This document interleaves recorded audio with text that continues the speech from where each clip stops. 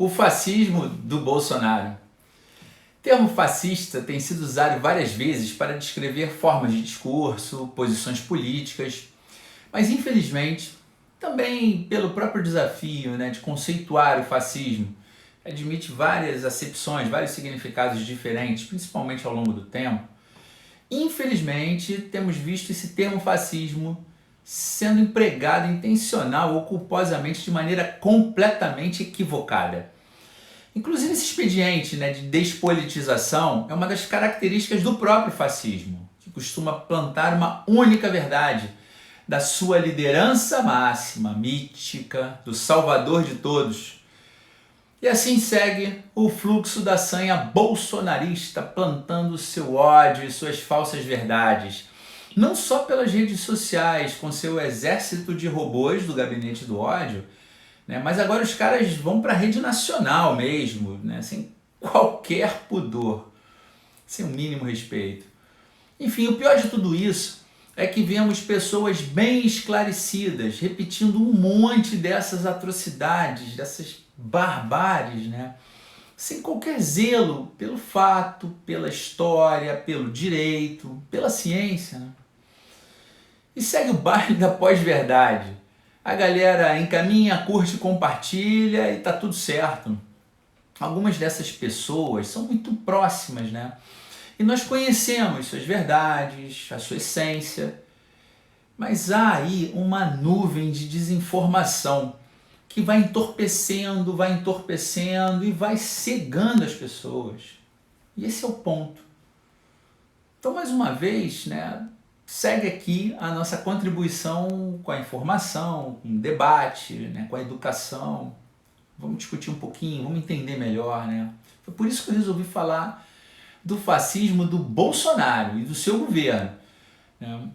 E propositalmente eu não vou trazer aqui uma construção do fascismo desde Mussolini para cá, não nesse vídeo. Eu vou falar do fascismo do Bolsonaro, desde a origem do Bolsonaro. Porque uma coisa que estava me incomodando, me preocupando muito, era a possibilidade da banalização do termo fascismo.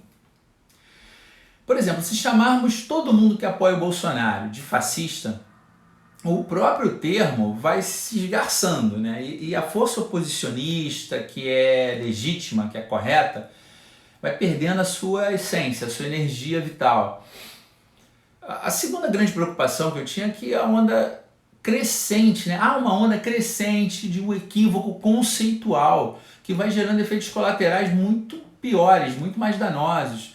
Uma vez que você vai percebendo uma proliferação de conceitos abominavelmente errados.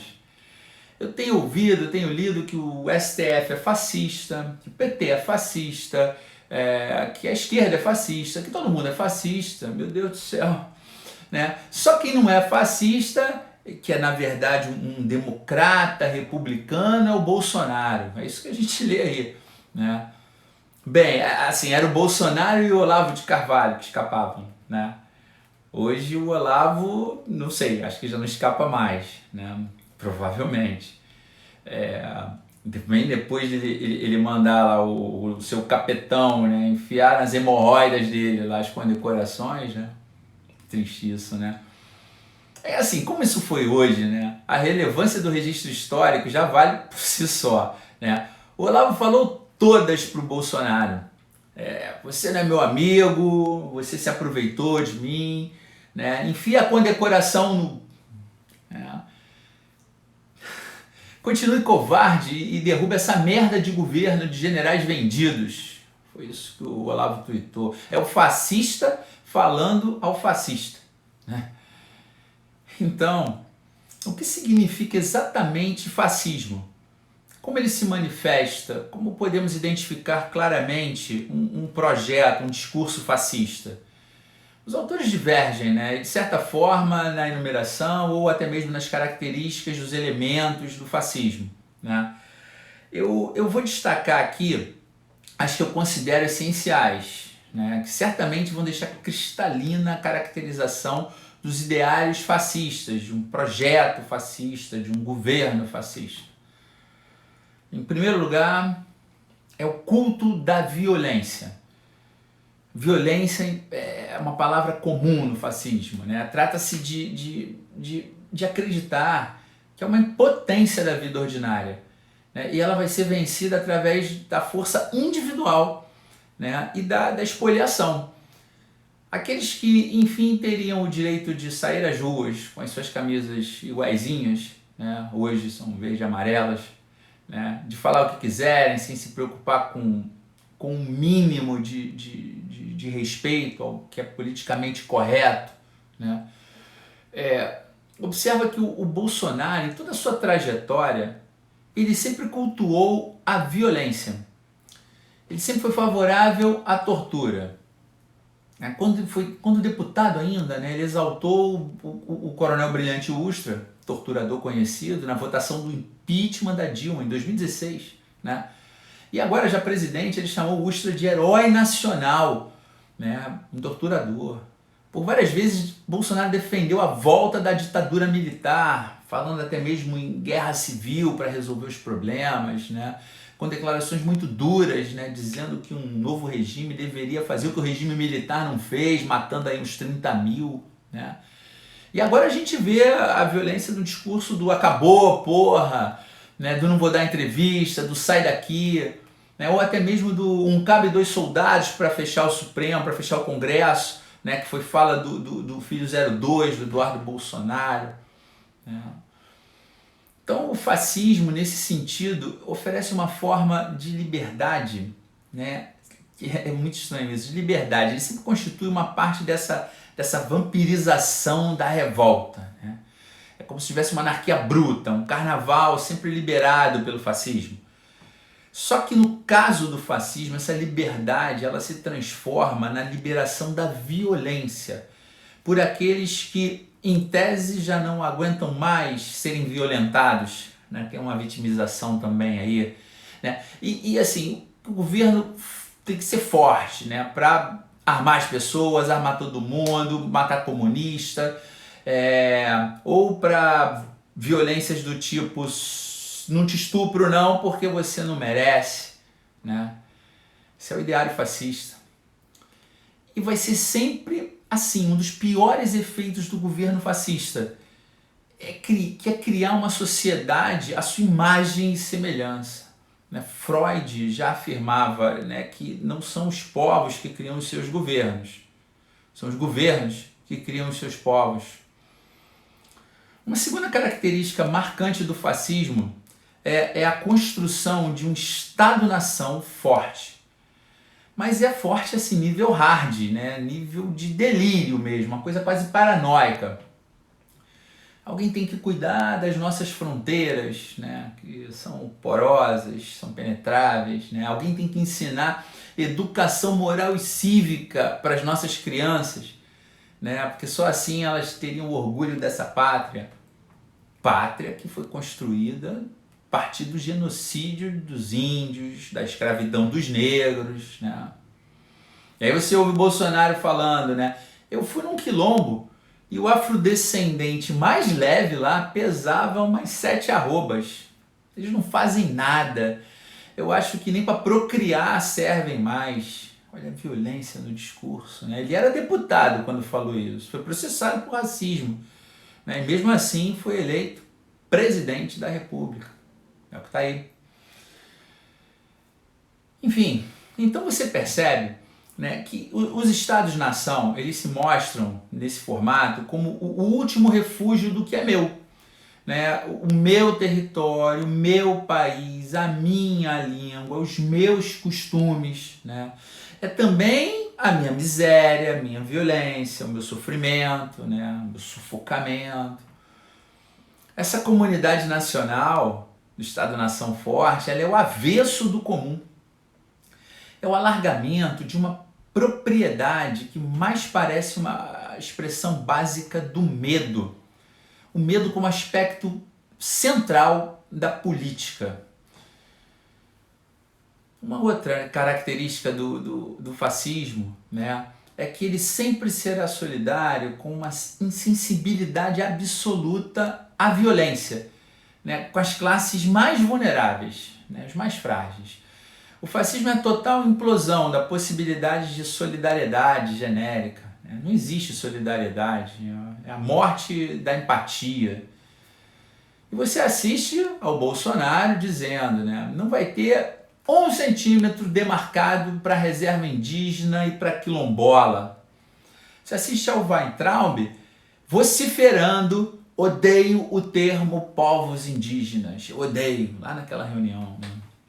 E o Sérgio Camargo, presidente da Fundação Palmares, chamando o movimento negro de escória maldita.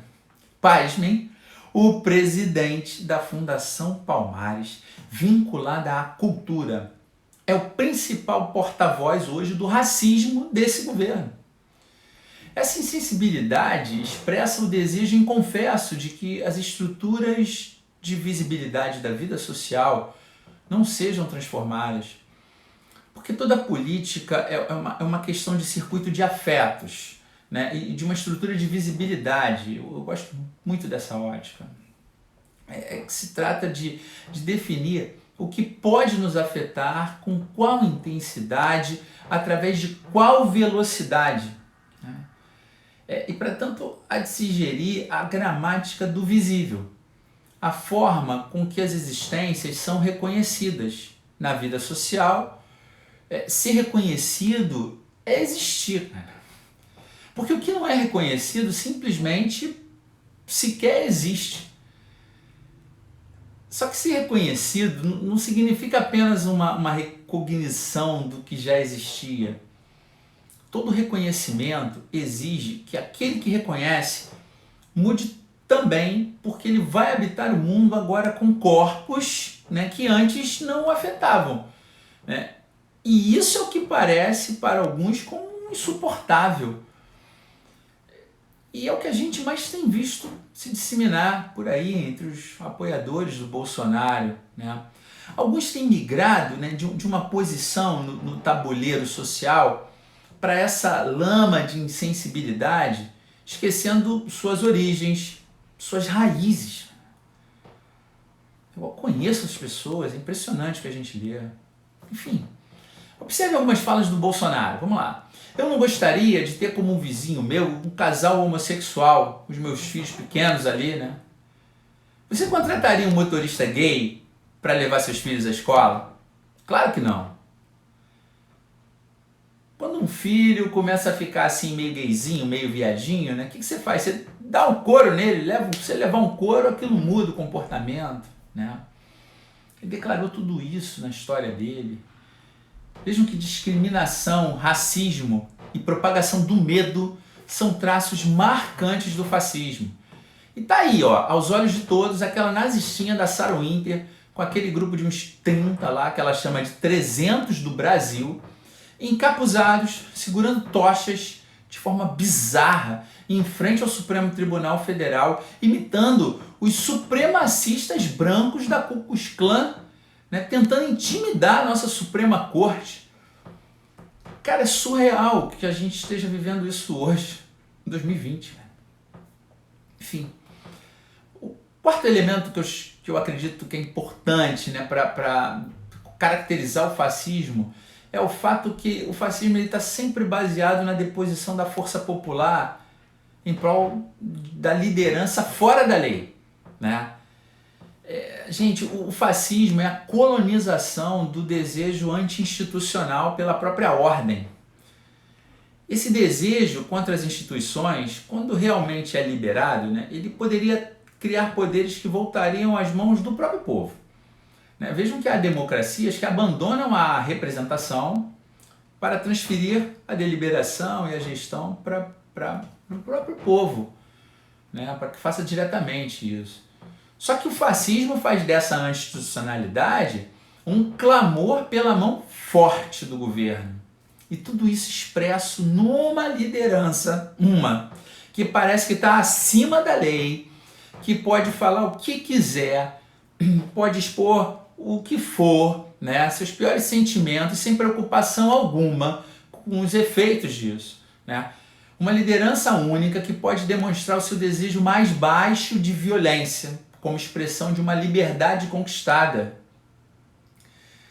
Cara, tudo isso num processo ilusório, de propósito, isso é criado propositalmente para enganar o povo e conduzi-lo na trilha ideológica construída pelo mito fascista. Vamos fuzilar a petralhada, né? A gente ouviu essa frase outro dia, né?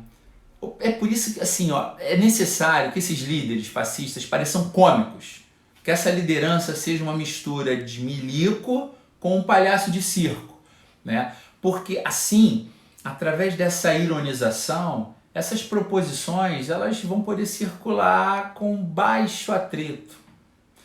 Afinal, não é para levar a sério tudo que ele diz, né? Só que quem sabe o que se deve então levar exatamente a sério? O que é real e o que é apenas uma bravata, uma ilusão? Ninguém sabe, a não ser eles mesmos. Isso se chama misturar a ordem e a desordem, misturar a lei e o caos. Isso é fascismo.